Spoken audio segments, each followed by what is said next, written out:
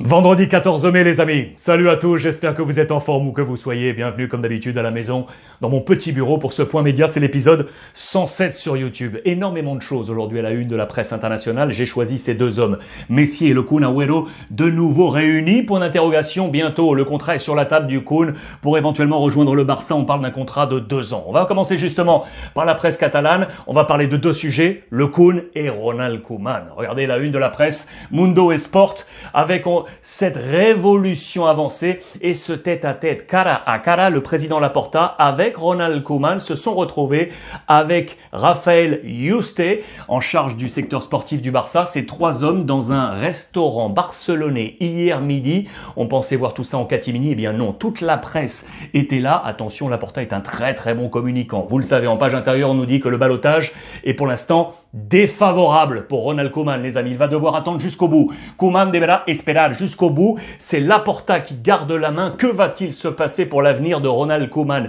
Ballottage défavorable, pourquoi? On nous parle d'une relation tout juste cordial avec le groupe. On nous parle de chiffres négatifs, notamment regardez sur le nombre de buts concédés par le Barça cette saison, 56 au total, 22 en première période, 32 plus 2 en prolongation, 34 en seconde période, 22 contre 34. Le Barça n'arrive pas à garder une stabilité défensive. Ça, on n'aime pas du tout ça du côté du FC Barcelone. Ça va à l'encontre de l'ami Ronald Koeman. On va en reparler. L'autre foyer, c'est Kun Agüero. Et donc, regardez, un début d'accord avec le Kun, contrat de 2 ans sur la table pour retrouver le copain Lionel Messi. Bien entendu, les deux Argentins, les deux compatriotes. Photo qui date de 2005, Coupe du Monde des U20. Ils étaient ensemble, c'est là que la relation footballistique s'est créée entre eux. Voilà un argument qui pourrait permettre à Laporta de voir Messi rester. Vous le savez, l'argument Neymar évaporé avec la prolongation de contrat en faveur du Paris Saint-Germain. Si El Kun Agüero, imminent dans les colonnes de AS, venait à rejoindre le Barça, voilà Messi qui pourrait rester. AS avec donc les deux feux, Agüero et Ronald Koeman, choca contra los números. On a comparé les numéros, les chiffres entre cette année et la saison passée. Et pour l'instant, Koeman est en dessous des chiffres de la saison passée. Voilà, toujours dans le ballottage défavorable du côté du coach néerlandais. Marca comme as avec du Koeman et du transfert avec le Kun Agüero, mais pas seulement. Koeman, ici, son futur est toujours en ballottage avec cette photo avec le président Laporta. Et donc ici, le dossier également de Depay. Vous m'avez posé la question, est-ce que si Kun arrive, est-ce que Depay est barré? Eh bien non, mais la condition, c'est que son compatriote Ronald Koeman reste au Barça. S'il reste entre Hollandais, on pourrait venir l'attaquant de l'Olympique lyonnais. Si ce n'est pas le cas, attention, affaire à suivre concernant Depay. On nous rappelle que l'ami Xavi, qui était appelé éventuellement à prendre la succession de Koeman, a prolongé. Vous le savez, je vous l'ai dit hier, en faveur du club qatari Al Saad pour 2 ans, mais qu'une clause lui permettrait de répondre favorablement, éventuellement, à l'appel du Barça. Affaire à suivre parce que ce week-end on va jouer le championnat. Vous le savez, le Barça est toujours en course avec le Real et l'Atlético parce que le Real a répondu à la pression de l'Atlético Madrid. Il fallait une victoire impérative du Real pour ne pas laisser le champ libre et les mains à l'Atlético pour être sacré dès ce samedi. Le Real s'est imposé en terre andalouse à Grenade 4-1 les amis, 4-1 avec un super Modric. Le Real ne se rend pas. Modric, 36 ans, plus les jeunes qui étaient là. C'est ça l'axe de travail de Zizou sur cette rencontre. Madrid va se battre jusqu'au bout avec Modric qui est ici et donc ces jeunes, Modric qui était en mode numéro 10, un 10 sur 10 pour lui. Il est véritablement intouchable, 36 ans, 92% des matchs joués, il était là, le père Modric, et il a encadré donc cette nouvelle génération, Los Niños, les enfants de Zizou. Voilà quel était le plan de Zinedine Zidane dans ce match, avec le colosse, la Benzema qui a été énormissime, le capitaine qui a marqué. Les deux jeunes, avec donc Miguel Gutiérrez qui était là, poste de latéral en remplacement de Mendy blessé, de Marcelo, point d'interrogation sur l'avenir du Brésilien.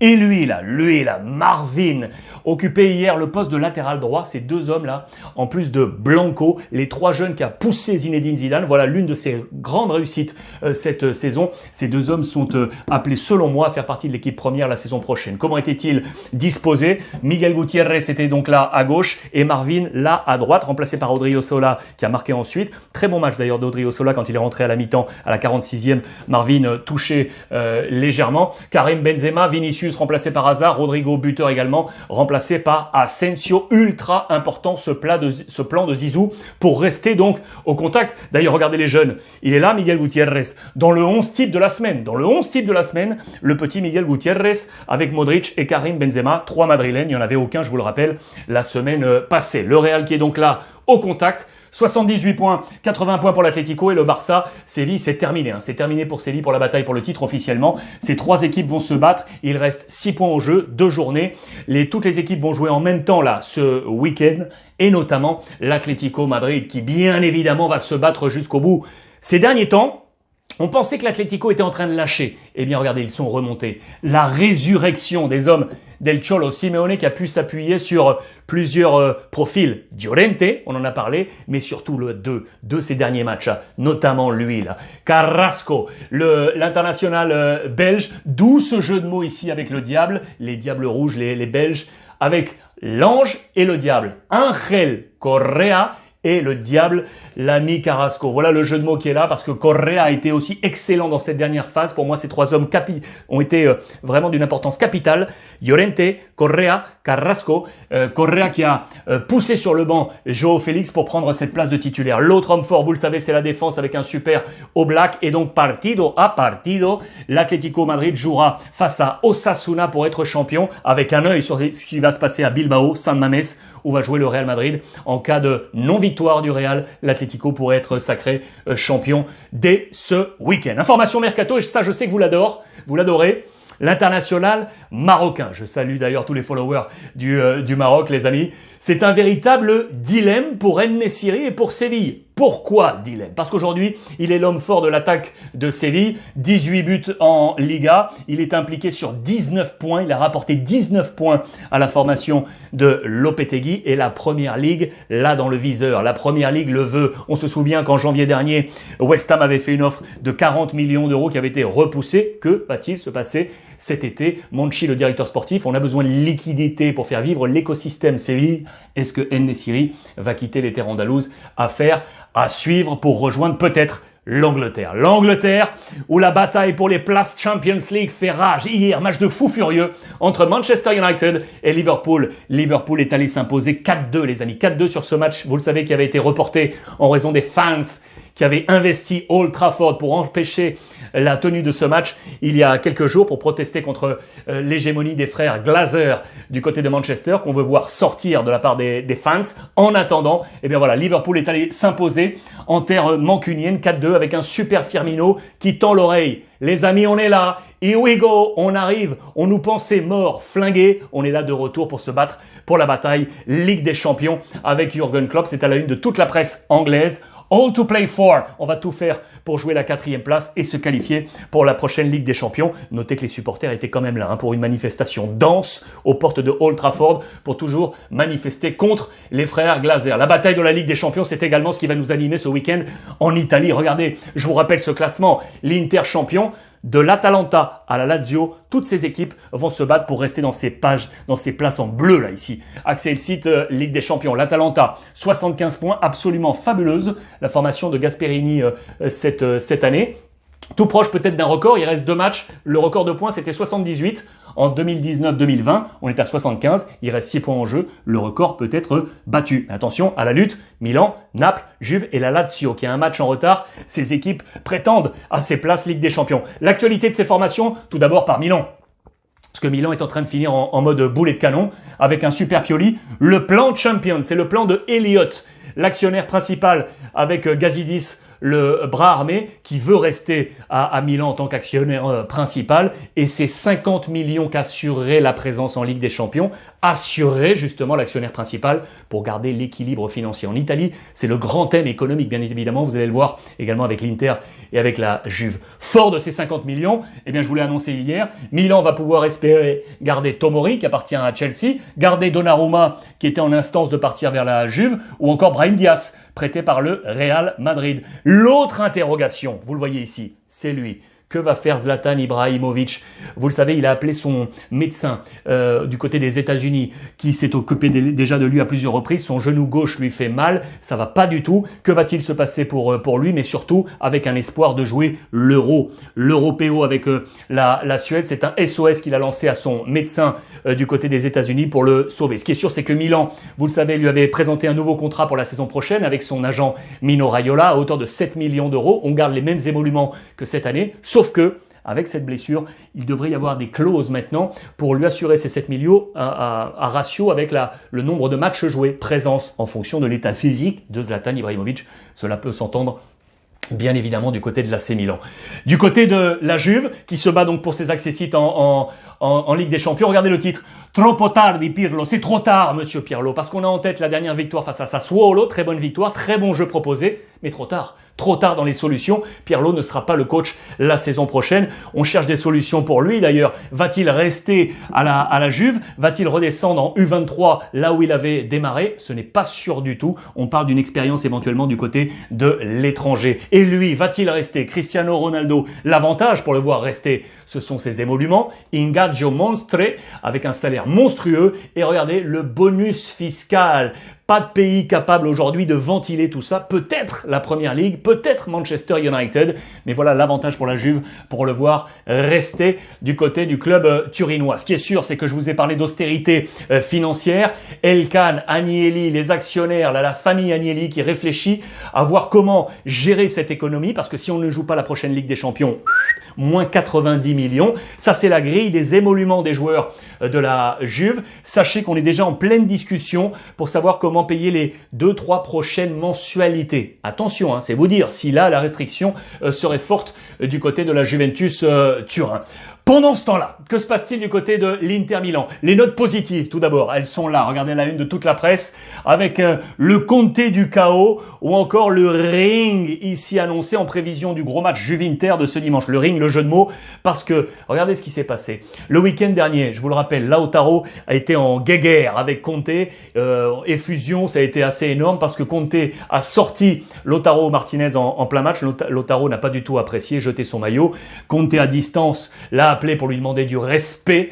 On a parlé de friction intense. Les hommes ont répondu, et notamment sur les réseaux sociaux officiels avec l'Inter. Regardez, ils ont fabriqué avec l'ami Lukaku un ring là artificiel. Ils se sont mis les gants, Lautaro et Conte, et ont organisé un petit combat, comme si c'était vraiment virtuel, cette lutte entre les deux hommes avec Lukaku en mode arbitre. Ça a terminé en barbecue géant, voilà pour dire tout va bien les amis. Tout va bien au sein du groupe, d'autant que les chiffres sont au vert, bien entendu. On nous rappelle que, regardez ça, c'est intéressant, dans la lutte entre la Juve et l'Inter, si on remonte à 2019, lorsque Spalletti était l'entraîneur de l'Inter et Allegri l'entraîneur de la Juve, il y avait 23 points d'écart entre les deux formations. Et puis Conte est arrivé avec un écart de 21 points. Et puis peu à peu, il a réussi à grappiller les points pour passer à l'équilibre et passer devant la Juve. Sarri est arrivé à la Juve, puis l'ami Pirlo. Et voilà comment Conte est passé devant pour être aujourd'hui à 16 points. 16 points devant la Juventus de Turin.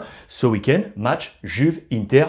Conte va vouloir appuyer sur la plaie et montrer bien que par KO, l'Inter bat la Juve cette saison. En marge, un détail qui a pris son importance. Regardez ça. La fête abusive. Ça n'a pas du tout plu. Après le match face à Rome, plusieurs joueurs de l'Inter se sont réunis au centre-ville de Milan, au restaurant Le Square, un restaurant d'un hôtel très connu du côté de Milan. Ils étaient 4. Achraf Hakimi, Lukaku, Perisic et Ashley Young. Ils ont enfreint les règles protocolaires pour lutter contre la Covid. Ça ne plaît pas du tout en interne, il va y avoir une enquête et certainement des sanctions financières engagées par la direction avec Beppe Marotta, le directeur sportif de l'Inter Milan. Petite information mercato du côté de Naples, vous le savez, Gattuso va quitter Naples pour rejoindre quel club? Peut-être la Fiorentina. Le président Comiso lui fait une offre.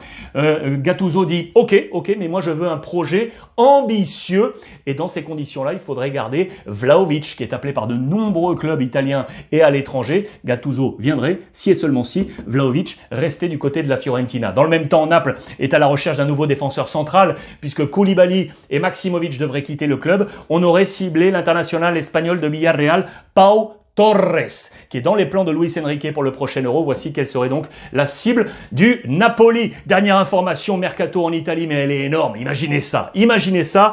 Regardez, Mourinho qui tente le père Gigi Buffon. Et si Buffon allait faire une petite pige du côté de l'AS Roma, ça serait pas mal pour avoir encore des bons papiers du côté de la presse italienne et pour l'ancien du Paris Saint-Germain. J'adore cette info. En parlant du PSG, on connaît, ça y est, l'adversaire de la finale de la Coupe de France. Ce sera Paris contre l'AS Monaco. En page intérieure du quotidien L'équipe, le choc royal pour les Princes, bien évidemment. On salue la petite formation de National 2, 4e division, Rumilly-Vallière, battue hier par l'AS Monaco, 5-1 avec un beignet d'air, avec un super Cesc Fabregas. Les petits avaient pourtant mené 1-0. C'est eux qui avaient ouvert la marque face à l'AS Monaco, qui ensuite est passé en mode rouleau compresseur. On salue d'ailleurs toute la formation de Fatsa Amgar, le coach de Rumilly pour cette saison inoubliable. D'ailleurs, cette affaire de l'AS Monaco qui passe en finale pour rejoindre le Paris Saint-Germain, ces deux équipes qualifiées pour la prochaine Ligue des Champions, du coup ça ouvre les portes européennes à d'autres clubs. Vous le savez, puisque Lens, Marseille et Rennes vont donc se disputer